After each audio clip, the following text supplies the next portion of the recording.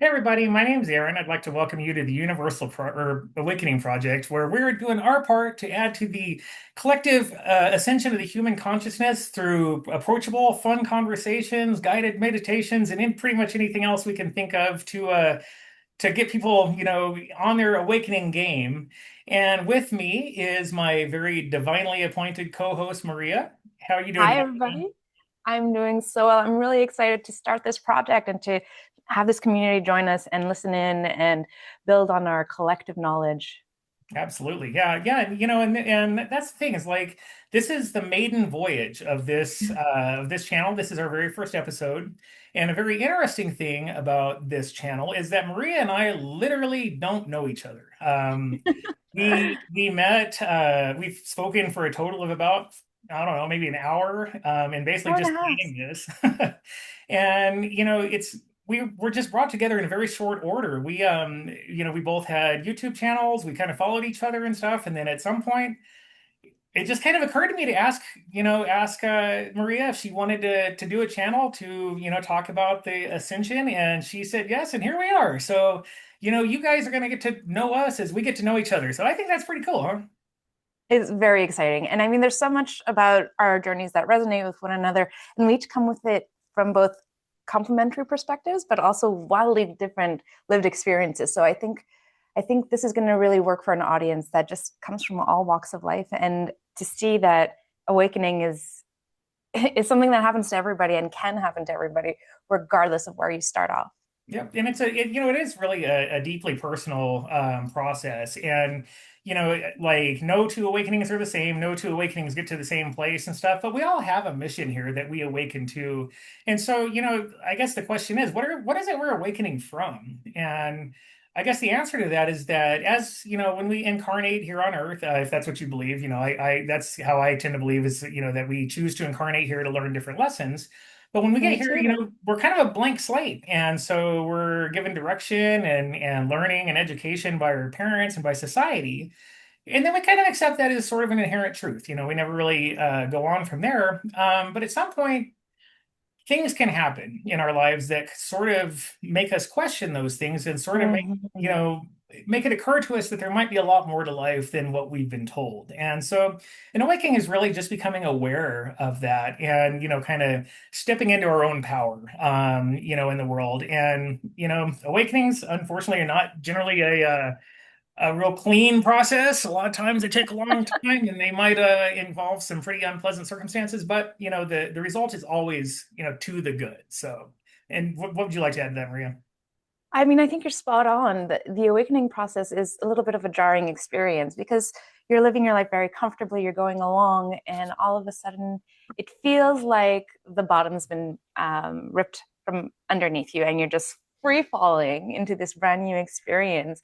And the world is new. Sometimes it's unsettling because you don't recognize it. You don't have a roadmap to navigate this new world, and yet something inside of you knows that there is truth in this new experience. Yep. There's a recognition, an understanding that, okay, well, this is life, but everything I've known before this is is not quite calibrated to this new reality. Exactly. And so it's a journey of discovering, a journey of rediscovering yourself, of integrating everything that you've learned and that you're learning about everything that is spirituality, about your role in the universe and in creation and how we all relate to each other, and developing new frameworks, new ways of seeing the world. So it's quite a journey, and you awaken kind of like startling out of a dream, because everything there's the way I look at it is life before awakening and life after awakening, and it's it's quite the experience. And so if you're on it, buckle up, because it's the journey of a lifetime. Yep. Yep. And and it's one that never really ends. You never I don't think we ever get to the point where we're like fully awakened. You know what I mean? Like No, I think even the best of us still have, some pretty unconscious, behaviors and habits and stuff. And that's okay. 100. Like we're human. It's supposed to be like that, and that's fine. But the thing is we can learn to live more skillfully. We can learn to live from a place of more consciousness.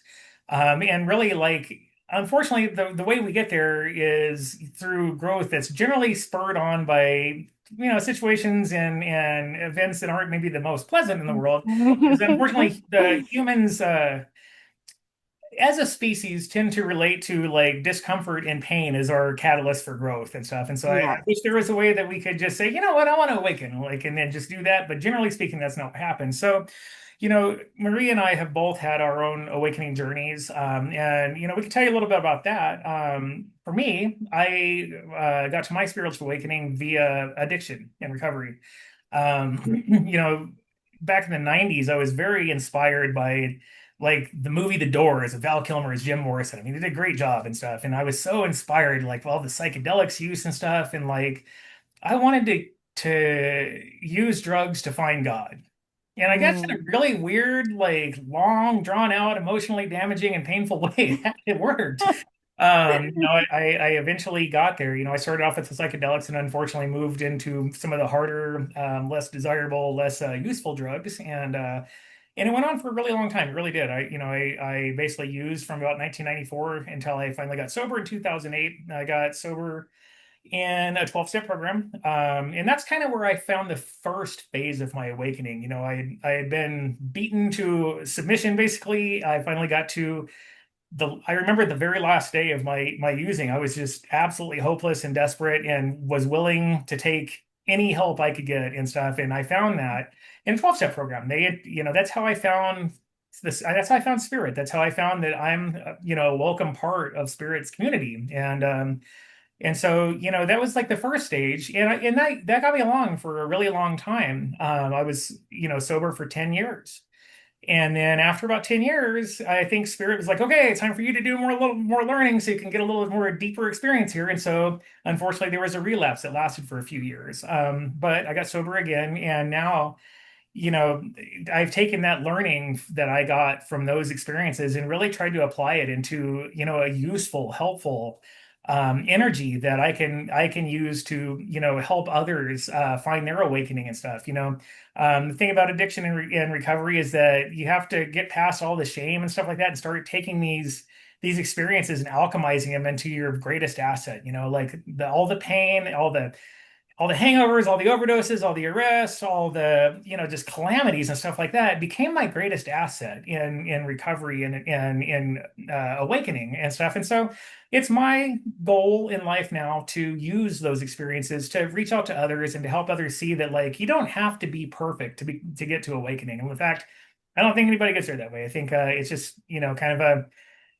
trial by fire, basically, and that's certainly been true in my case. And so I'm just really, I'm so unbelievably grateful to be sitting here and be able to like do this. I mean, if you would have seen my life, prior to July 7th, 2008, you wouldn't have ever guessed I'd be in this or in this position, talking to you guys right now. So this is such an honor, and I'm so grateful for it. And I'm so grateful to have you here as my co-host, Erin. You're telling your story, and I'm just brimming with joy just hearing about this story of transformation and of overcoming. It's it's inspiring. It's beautiful, and there's nothing quite like that story to talk about redemption, and that there's nothing you can do that isn't going to allow you to find that peace, Yep. because you are all part of the human consciousness is part of God consciousness. We're all part of this universal source. And so source loves itself. And so, there isn't a thing as a mistake. It is just an experience. And Exactly. you're informing the source of what it is like to be human.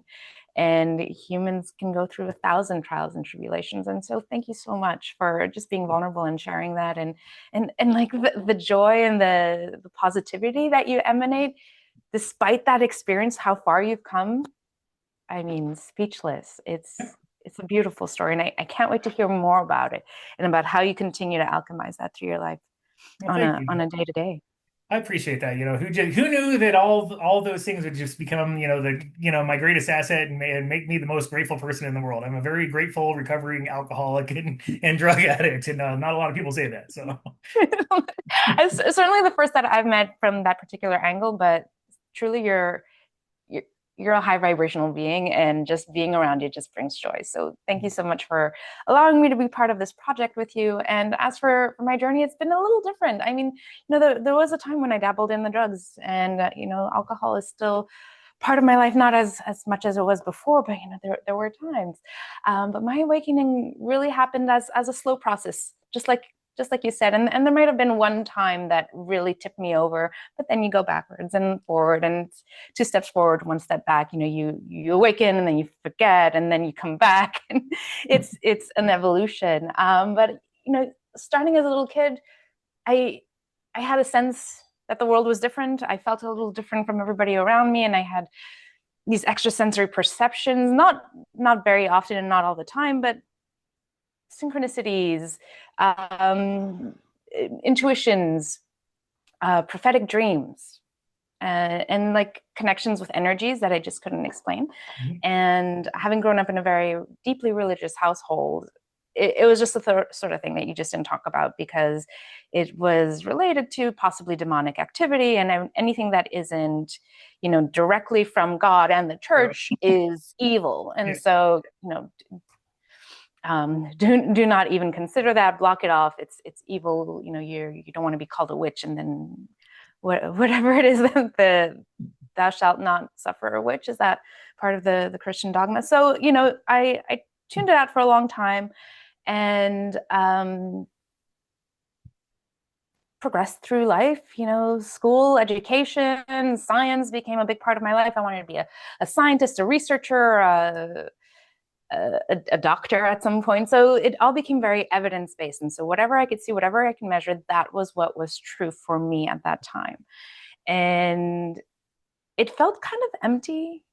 It felt void of connection. You die and then there's nothing left. And deep down inside of me, I couldn't accept that, but that seemed to be the path that we were told about. And so fast forward a couple of decades, I become a mom, COVID hits. Huge emotional spiritual crisis occurs, because your whole world is my whole world was thrown into chaos, just like so many other people's were. And I was confronted with a lot of parts of myself that were no longer authentic to me. Yep. The life I had been living, the beliefs that I had been carrying, my priorities, just weren't jiving with what I actually and truly felt inside, and what I was projecting into the world, and who Maria showed up as to people. And so fast forward to lots of therapy, fast forward to a chance connection with a friend who had become a Reiki practitioner, and the dominoes just started falling into place one after the other. I regained that spiritual connection. I became re-tapped into my energetic perceptions, into my intuitions. And I got diagnosed with a life-changing diagnosis. And that put everything into perspective for me. I went from 1222 on the clock. Sorry, I just had to call that out. It just put everything into perspective, and what I thought was going to be potentially, a long, drawn out, regular life became a life where time became precious. And while I am happy to report that my condition is being managed and I hope to live a very long life, it did put a premium on time and on authenticity and on truly being who I felt I was. Because for a time I'm like, okay, well, if I have 5 years left and I do end up passing, I have 5 years to continue to live. How am I going to choose to live those 5 following years? Am I going to continue to be a pencil pusher at my office job? Am I going to continue to live a life that is slowly draining me and killing me on the inside?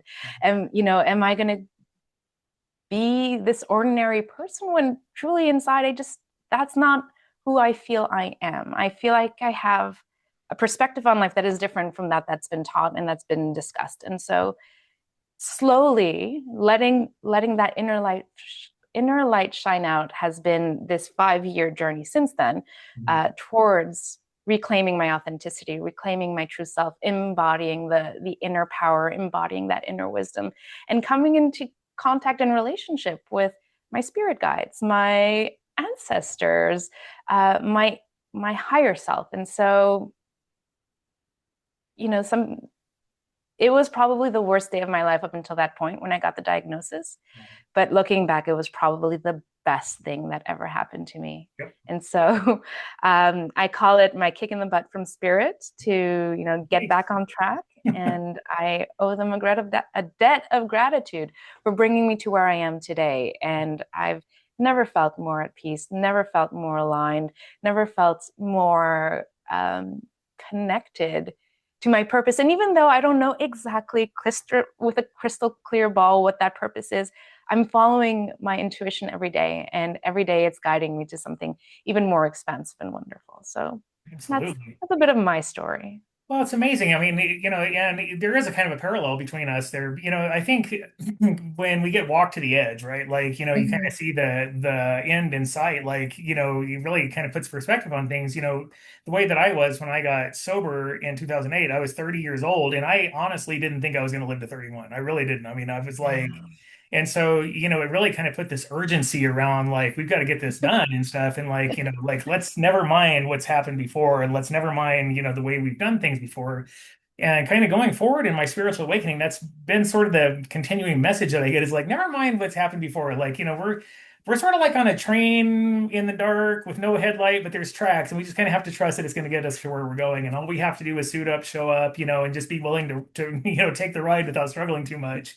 And and that's just kind of what a spiritual awakening's like is, when we, accept the fact that like, hey, we don't know how long our life is going to last. We don't know where it's going to go, and that's okay. Like we can just decide to like, dedicate our life to the moment and doing everything we can to be of service and to help other people and stuff. And so, yeah, it's really amazing. It sounds like we come from different paths, but really like there's a point at which they kind of converge. And I think it's a fairly common uh, Mm-hmm. convergence point for people is like that kind of like reality check, like, hey, this life is very limited and like we're on borrowed time always. And Always. so, and I think kind of moving on, to society as a whole, I think awakening has become sort of a buzzword,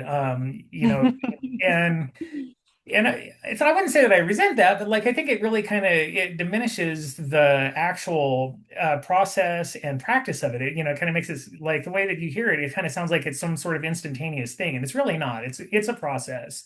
And so I think Mm-hmm. what our job for the most part here on this channel is to do is to help people understand that process by sharing what we've been through and stuff and kind of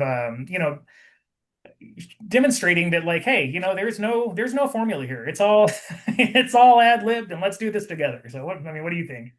I think you're right, but there is those common threads, right? As you said, there's so much in our story that resonates across both of us, and so there is that moment that says, okay, now's the moment, aha, right? There's something more.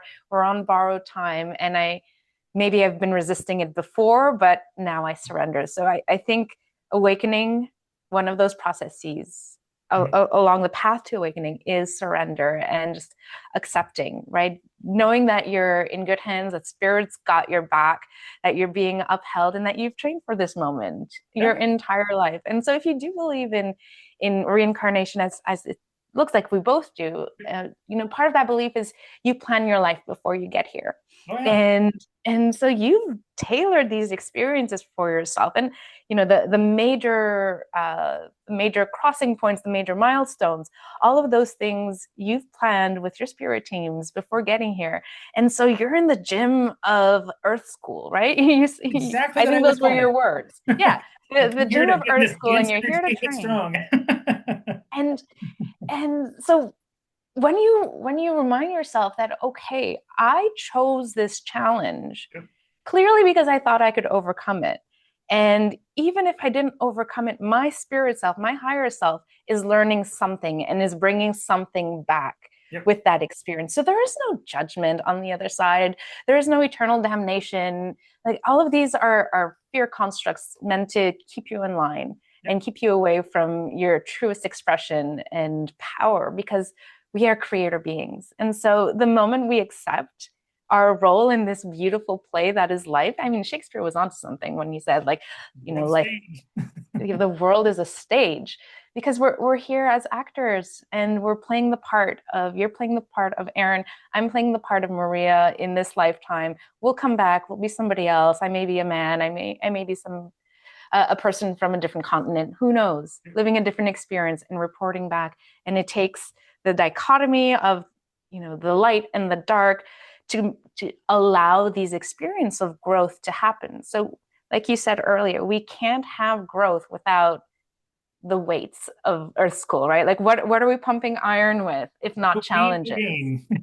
And somebody needs to be the aggressor in somebody's life Yep. in order, like, for that obstacle to exist. So we, even if somebody's done us harm or wrong, or if we've been that person for somebody else's life, we have to look at each other compassionately and with love and understanding, because we're all learning and we're all reacting to a set of dominoes that have, like, they're all in motion, right? And so what part are you playing? What thing are you going to knock over in life and learn from? I think I've messed up that metaphor, but it makes a lot of sense to Yeah. me right now. Makes So sense to me. So we'll move on. But I mean, we're all connected. We're all connected, and we're all part of absolutely. the same, and we're all playing a role together. And we need villains, and we need heroes, and we get to choose who we want to be in any particular lifetime, and to change roles within lifetimes. Yep. So never feel stuck, I guess, is my message here, because you are a creator and you get to, Yeah. yeah.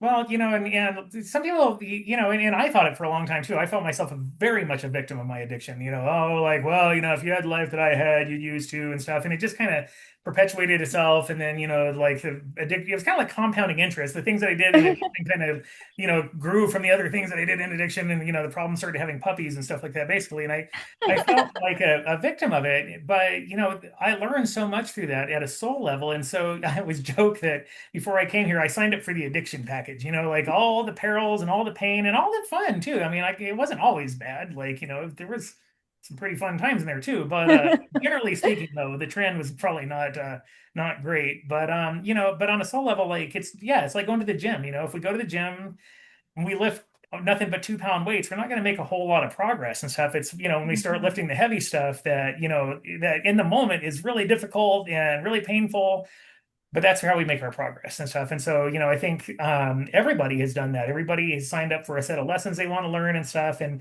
really, part of it's just getting out of our own way and surrendering ourselves to the fact that, like, on a human level, this may suck. You know what I mean? It may be painful, it may be and stuff, but at a soul level, this is incredibly productive.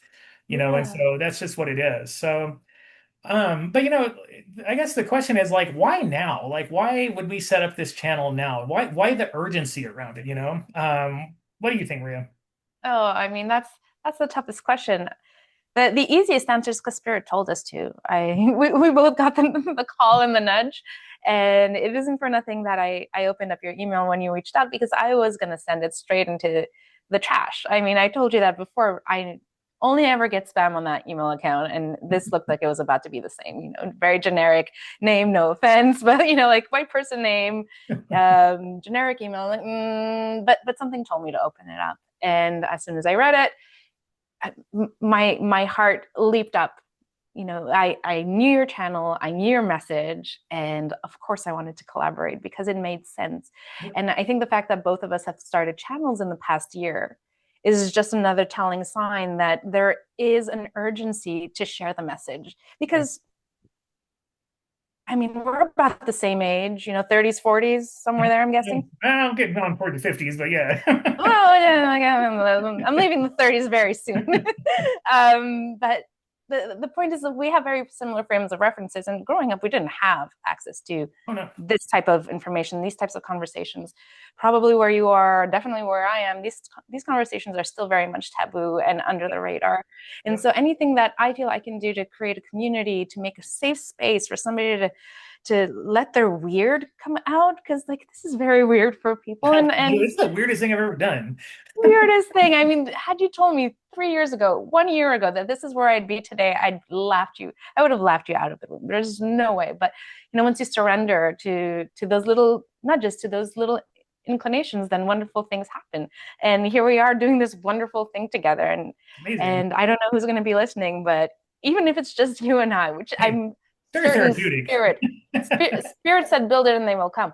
And so just the very fact that we're here is expansive. And if one person hears this and resonates with this, I am so fulfilled. The ripple of that will just continue out into the universe because Absolutely. each good action, each piece of light work that we do, and we'll get into what a light worker is at a further episode, I imagine, but we're here to raise the consciousness. We're here to raise the vibration. There's so much turmoil happening in our time, and I know I'm rambling, but Yeah. there's so much happening, and Oh, there's it so is. much It's crazy. despair in human hearts right now. And if we can do anything to uplift that and to say, okay, well, this is just a part of the cycle, a part of the cosmic cycle, and there's no need to attach to it too much, and do what you can in this part. Don't give up. Yep. And if enough of us wake up, and if enough of us start doing our part, then we'll change the world, and we don't have to be stuck in this. Yeah, and I totally agree. I think there's a lot of chaos going on in the world, and really, I think that's by design. Gaia, the Earth Spirit, she herself is evolving and raising frequency, and as such, we have to do it with her. But Yeah. we kind of need a little prompting to do it, and so I think it's just by design that like these old monolithic institutions, like or economies, like politics, Mm-hmm. just world events and stuff like that are such that they're kind of crumbling, and it's really making people kind of just out of sheer necessity, question reality, question what it is they've learned.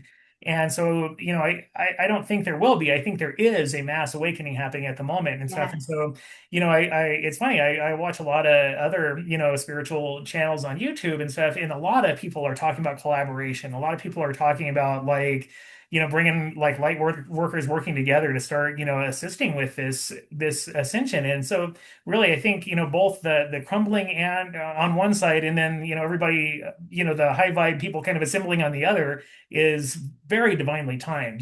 This is all just the way it's going to be because as a human as a species, the human race, we're on the verge literally of destroying ourselves, and so it's got to go one way or the other. And fortunately, I've really seen like a huge uptick in this kind of in positive activity lately and stuff, and so I think we've kind of hit that tipping point, where like it's become very obvious to people that this is just necessary. It's time right now to do this and stuff. And so when you and I started talking about this, like we literally started talking about doing this channel last week. We put together everything in the interviewing a few days because we don't feel that there is like time to, mess around with this and really think about it a whole lot. It's like, okay, Spirit says action, we need to do action and stuff.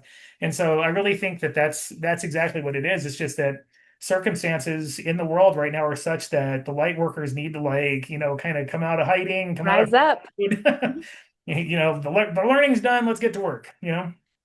100%. And you know, sometimes there can be a lot of fear in this transformation. We don't know what's going to happen, and that can be alarming and distressing. And I think part of the light worker's job is to bring the light in Yep. those dark times Yep.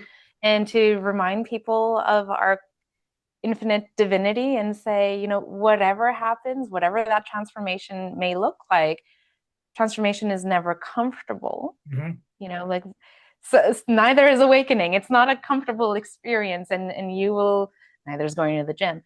But once you have that reassurance, that can really take a lot of the fear out of it. Absolutely. And you jump into the adventure and you let life unfold as it's supposed to, Yep. playing your part in it. Because the moment you start resisting, that's when Oh yeah. suffering begins.